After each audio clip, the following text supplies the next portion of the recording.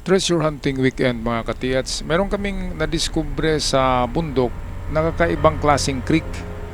Kasi simentado yung dinadaluyan ng tubig at merong napakalaging bato na ang baba nito ay cutted V entrance at simentado rin. Kaya ito ang video atin panoorin. Meron pa pala dito. Linya yan oh. Puro taas siya oh. Doon nag-point sa barko yan. Yan o. Linya ng bato yan. Doon sa barko nag-point. So napakaganda talaga ng marker na yun. Yun ang Hugis speedboat or barko na marker. Oh, kita mo ito. Ito no siminto. Tanawag mo siminto rito. Simot. Ito pili lupa. Tingnan kaya kami sa una may siminto man ni. Abot dito doon. Barko lagi. Ang iya tinigtig na nangahulog sa kilid. Tanawa na umana. Abot mo na dito. Masa man na. Ito mga katitso. Yung siminto papunta roon sa itaas. Ito, nakakita na ba kayo ng creek na simentado? Yan. Siminto yan hanggang doon. Hindi yan lupa. Simentado ito. Wala kaya dito, Shirley, wala kaya dito. Meron niya. Dito binaon. Malamang dyan ito, malaking bato. Yan, parang si Snoopy. Wala dyan. Dito dyan. Tingnan mo sa unahan. Siminto to lahat. Yan o. Siminto yan. Ang doon. Ayan o. Parang tanim-tanim dyan o. Yan. Simentado.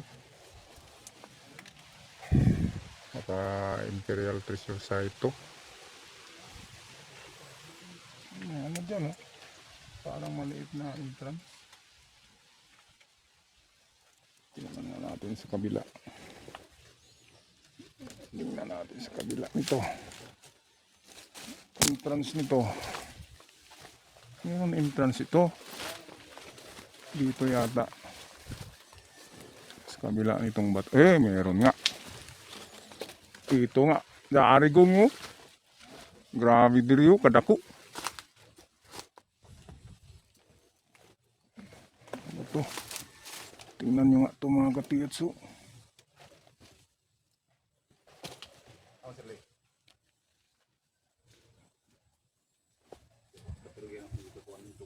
Ayan o. Entrance. Papunta ilalim. Parang simento yun, gungo. Tingnan mo gung yun, no? Isa mo na. Basi gituyo nila na. Kami sa diri. Ito paano sa tubig ba? Ang gungo, parang ano, yan sa likod mo. Ano yan? Doon dadaan. Oh. Parang ano lang siya. Oh. Lagusan. Ito ba? Ang sinasabi ko.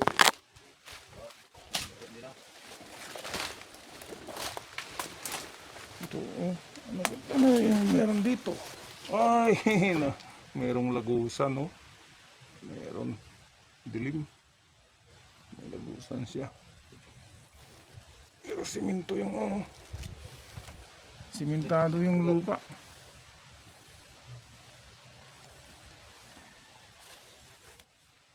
May siminto.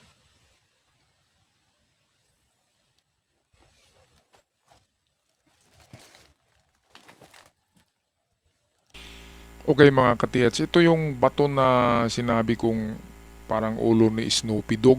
Yung Snoopy na aso. Yung cartoons. So itong malaking bato na ito na ang laki nito ay parang 2 kutse na pinatong. Ganun siya kalaki. So meron siyang cutted ano dito. Butas yan ay sa likod niyan ay pinuntahan ko yan at Meron siyang malawak na ano sa likod na parang entrance, and then simentado tong portion dito, simento yan. At sa itaas ng bato na ito ay mayroong butas na square. Papunta dito ang sinag ng araw. Kaya ako'y nagduda na meron talaga dyan. Ang problema nga ay hindi na ito pwedeng balikan na lugar kasi ang kakilala namin na nakatira dito ay biglang naglaho na. Kasama namin yun na ano, nawala na naglaho na. Baka nakajakpat, di ba? Kaya ito yung likuran nito Ito, gumanon ako, umikot ako. Itong maliwanag, yan yung entrance na sinabi ko. Ito yung maliwanag. Ito yung likod. So nakikita yung V dito, naka-V pa rin siya. Sa taas nito, doon pa banda sa mataas pa, hindi nakuha sa kamera may butas na square at dito tumatama ito na portion, lahat yan simento, yan simentado talaga yan, hindi yan lupa. Minartilyo ko na yan noon kasi pangalawang balik ko na dito, kaya nga lang malayo talaga ito na lugar kung dito lang ako nakatira ay hukayin ko na yan, kasi dito pa lamang kahit walang detector. Kasi may butas sa itaas na square. Bakit square ang butas, di ba? Pwede na mga butas ay random lang na ganun, di ba? Na hindi bilog, na parang ganun-ganun lang na pagkabutas. Pero kapag square ay kakaiba na yan. Lalo na kapag bilog na butas. Kung saan tatama yung sinag ng araw, doon yan na doon ang item niyan. So karamihan ng oras na ginagamit ang sinag ng araw ay nasa alas 10 at alas 11. Alas 10 at alas 11 ang mga sinag ng araw ginagamit. So kung alas 10 umaga kasi sila magbaon yan. Kasi kung hapon ay abutin sila ng gabi. So kung alas 10, dito yung alas 9 sa orasan natin, di ba? Ito yung alas 10 at ito yung alas 11. So alas 10 alas 11, ito yung mga anggulo ganito. So dito tumatama ang sinag, alas 11 dito ang alas 10. So kung pagbasihan natin diyan ang sinag ng araw, ay dito pa rin tatama sa dito sa simentado. So sabihin natin alas 10, dito siya tatama alas 10. Sabihin natin alas 11 ay dito siya tatama. So ito pa rin na portion.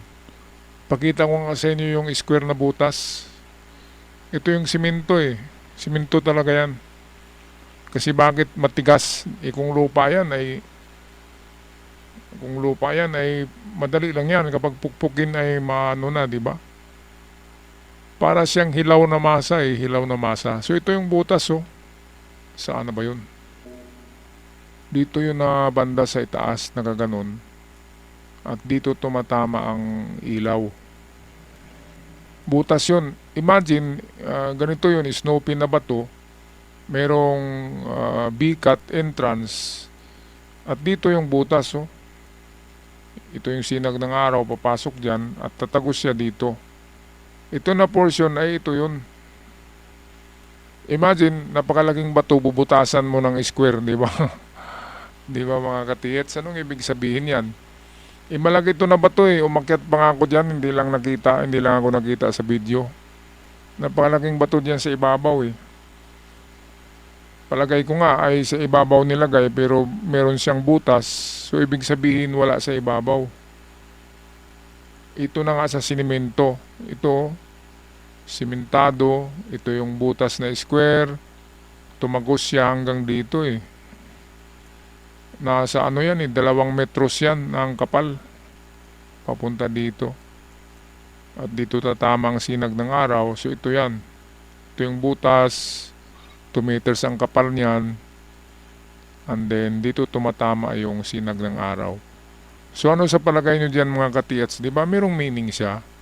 Meron talaga. Merong nakakuha niyan sa kuweba Yung kuweba naman, doon yun sa lugar ng lula ko.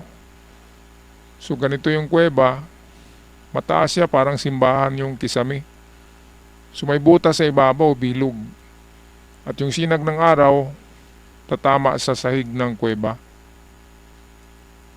At binalikan daw yun ng pinuntahan ng mga Amerikano na nakayate. At doon daw dito sa tapat ng sinag ng araw kung saan tumama ang hukay ng nakayati ng mga Amerikano. Kaya ito yung pinagbasihan ko nito. Yung pangyayaring yun na recovery of treasures. Grabe talaga. So ito, diyan nakaapak yung kasama ko eh. Siminto to eh. Dito lupa to. Ito siminto to. Ay klarong-klaro siminto naman yan. So diyan tatama yung sinag ng araw. Dito na portion ito. Kaya yun ang pagtataka mo, anong ginagawa bakit binutasan ng pa-square ang bato dito sa itaas. Ang kapal-kapal niyan, 2 meters yan sa estimate ko. At tumagos dito ang sunlight. So yan. Diba mga katiyats, bakit nakasiminto tong portion dito? Yun nga yung tinuro ko na nakasiminto eh. Sabi ko, bakit nakasiminto yan? Okay, so anong masabi nyo dito? Pag-i-comment sa ating comment section mga katiyats. Dahil yung pagmasok niya, no? Daming tubig. Ayun, siminto pa rin. Okay, ito rin, no? Siminto nga yan. Maraw natin, dito tayo, dito tayo sa bagsakan ng tubig ba? Hagdan, no? Hagdan. Hagdan yan, hagdanan.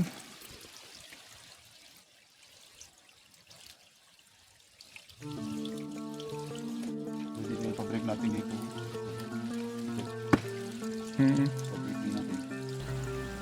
Alright, so dito na lamang magtapos ang ating episode sa araw na ito. Ang misteryosong creek na ang lahat ng dinadaluyan ng tubig at ibaba ng napakalaking bato na ito ay sementado. Anong masasabi nyo dito mga kadiyats? I-comment nyo sa ating comment section at kami magpaalam na. Maraming salamat hanggang sa muli.